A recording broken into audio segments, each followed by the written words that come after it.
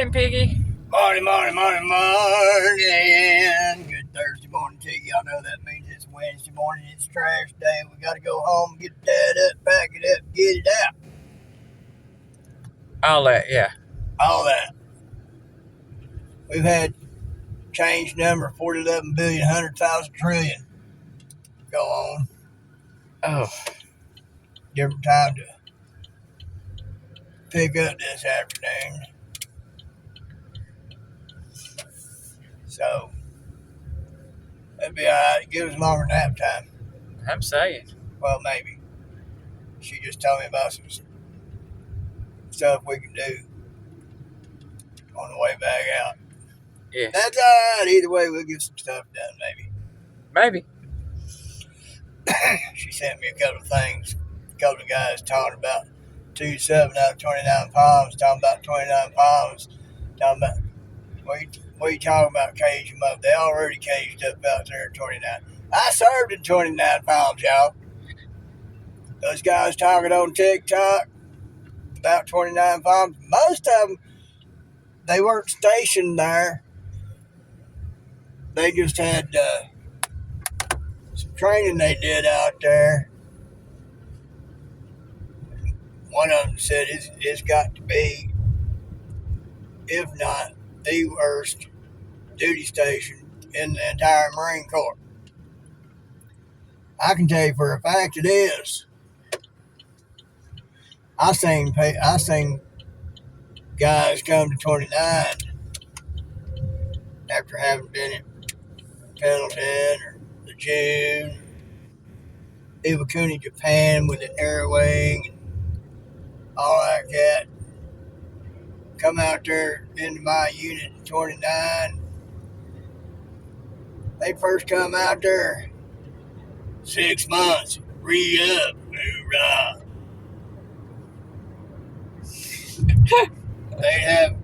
They'd have a year left to go. 6 months before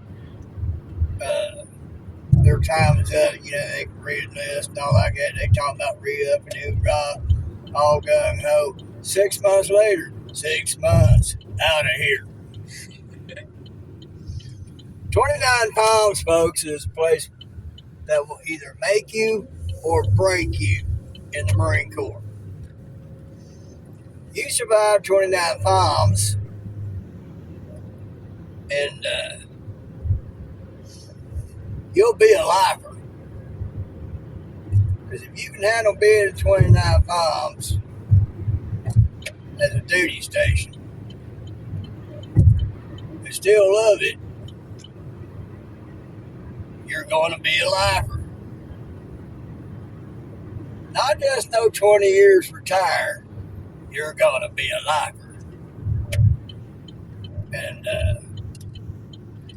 even my comm chief, Tom Rehnquist, he loved the Marine Corps. But he's 80% disabled. And because of all he'd been through, he decided he was going to go ahead. Boy, that dude just woo. But he decided he was going to go ahead and retire at his 20. 29 Palms. Ain't no joke. Now, I have to say, if it hadn't been for my body going down on me, because I could tell my body was failing me, didn't know why. Of course, when I had my neck surgery, I figured out why. But anyhow, if not for that, I might have stayed in. I might have been a lifer. But I have physical problems, so I had to get out, because I love the Marine Corps. But in order to love my Marine Corps, knowing I was failing, I had to get out. So, because I didn't want to be a weak link holding my unit behind. trying to, would not have been loving my beloved Marine Corps. And so I got out. But I can tell you, 29 palms will break you. It's hot. It's out in the desert. There really ain't a whole lot to do.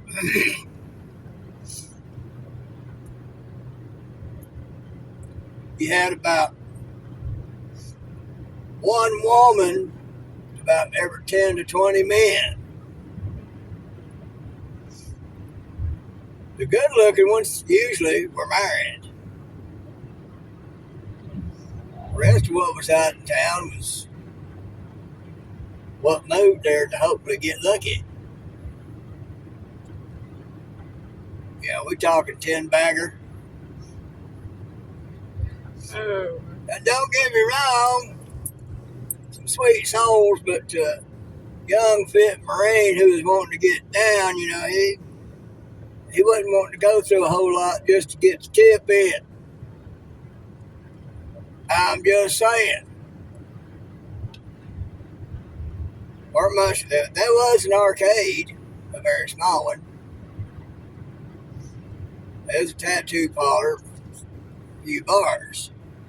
Other than that, if you really wanted to do something, you know, finding Mickey D's or Hardee's, you had to go 30 miles to Yucca Valley. That's pretty few just decent things on base, but you know, it's kind of like a one-horse town thing going on there, and it was hot. Be 120 degrees in the shade, maybe more. I've been in a military base. You know that they're going to be equipped to handle the weather conditions of the location they're at, right? I was in Schools Battalion, becoming a radio operator. Folks, it got so hot out there one day, it shut the base power down. The system couldn't handle it. Now, they say the Sahara is the hottest desert in the world. Folks, the military sets up something that's supposed to be able to resist weather conditions of the location. And the weather tore it up. That's hot, folks. They had to get us out of the building before it cooked us. Better for us to be outside in the heat than to remain inside, because that building would have become an oven. That's how hot it can get out there. When you're out on a field out, you got your camis and your boot blousers and your wool socks, and black boots, flak jacket, backpack, and you're out there humping. That's a hike for most of y'all that don't know. You're going to sweat. You're going to drink a lot of water, and you're going to sweat out more than you can take in. Then you got that Kevlar helmet on. Big as it was. Of course, it's probably better than that old steel helmet they had before that. With that kind of heat, that steel helmet would have become a microwave on your head. But you got that on, so your head's hot, your body's hot. There ain't no breeze. And I can tell you for a fact, because I was out in it, when the Santa Ana winds come through there, it's a sand blaster. You seen those sandblasters they use to clean off parts. Does real good. Yeah. Well, we're talking about a big, huge 1,000 square mile sandblaster. I had myself covered up for the most part. And I wasn't out there but a couple of minutes because I was headed towards into the shop. There was very little on me that wasn't covered. But folks, there was parts of me that was covered that I had wind and sand burn on. Them Santa Ana winds out there ain't no joke either. So they talking about the 2.7 coming out there and people talking about need to cage those Marines up. Like one said, they're already caged up. Going through stuff that you wouldn't, you'd cringe at the conditions sometimes. Yeah, they had some decent barracks on some of them. But if the power went out, you had to get out of there. Because the building would become an oven. I was in a decent barracks. It's kind of like a little hotel thing. You could be comfortable in there, but you didn't want to stay in all the time. Me, myself, I spent about 70-75% of my time out in the field. Whether I was on a field op with my unit or if I was fapped out to some other unit, usually TWECG, Tactical Exercise Evaluation Control Group. I drive for the officers there, taking them out. I was always being sent out with one or another officer on other things because it was found out I could drive. I could drive good. And so I spent most of my time in the Marine Corps in the field. I've slept on soft sand. I've slept on, there's one area called Lava Lake. Wasn't nothing but lava rock covering amongst the sand. I've slept on that. That's some sharp stuff, folks, let me tell you. And so you go train out there. If you can survive 29 palms, you can survive pretty much anything. I survived. So I hope they get out there to LA with all that mess. They're letting on they can go off. They might not be given license to use lethal force. But folks, let me tell you, the grunts in the Marine Corps.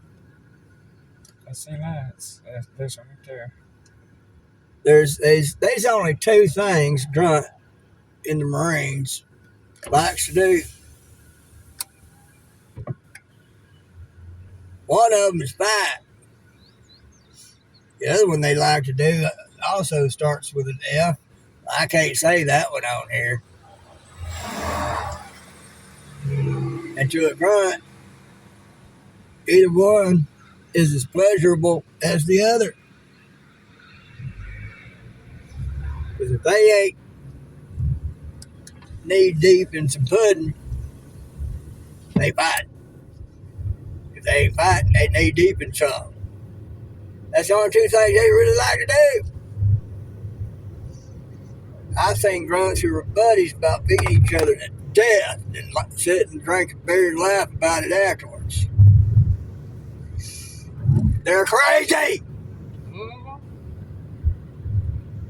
All Marines are crazy. What are you talking So about? it won't matter if they're given right to use lethal force. By the time they get done with you, you're going to wish they had used lethal force. I say, let the devil dogs loose to do the job they're trained to do. Yeah, all these folks getting paid, folks, to go out there and tear stuff up. That's been brought out. We've known it for a long time. They're getting paid to go out there and do that stuff and mess everything up, do major damage, and hadn't had no repercussions. Folks, that ain't mostly peaceful protest. That's full-blown paid to riot. You got Democrat politicians out there inciting it, telling them to go out there and protest like that. It's called a coup, people. Of course, I have heard some that once it was found out the Marines were coming, a lot of them left. And on top of that, other cops from surrounding cities are coming in to assist L.A. Been 100 arrested in one incident. They're starting to figure out there's consequences to be paid this time. In more ways than one. And when the Marines come, they're going out there to protect federal buildings And employees. and employees. Folks, I got to tell you, if there's anybody listening to this that's thinking they might want to get paid to go out there and destroy, don't you try to approach that line of Marines protecting that building. Because he's going to take about 5 of you. Just one of them. Going to take about 5 of you and just beat the living daylights out of you. And it ain't going to take him much to do it. They're trained to fight. The kid gloves are off. Trump ain't playing. And I'm thankful for that. So all y'all who think that these mostly peaceful protests are all right, what needs to be done, they're getting paid by bad actors who want to see America destroyed. If y'all think that's okay, leave, please. Just, I don't need you. You know, because you're advocating for chaos and for a coup trying to take over America, to destroy America, which means treason. And treason, especially on your home soil, as far as I'm concerned, drop them where they stand. That's it. Get rid of them rubber things. Go full on. Because you're a traitor. You're trying to help destroy America. And if you support that, leave. I don't need you. Won't keep me from loving you. It'll make me sad. But if you can support that which seeks to destroy this nation, I don't need you. Y'all think about it. Piggy loves you.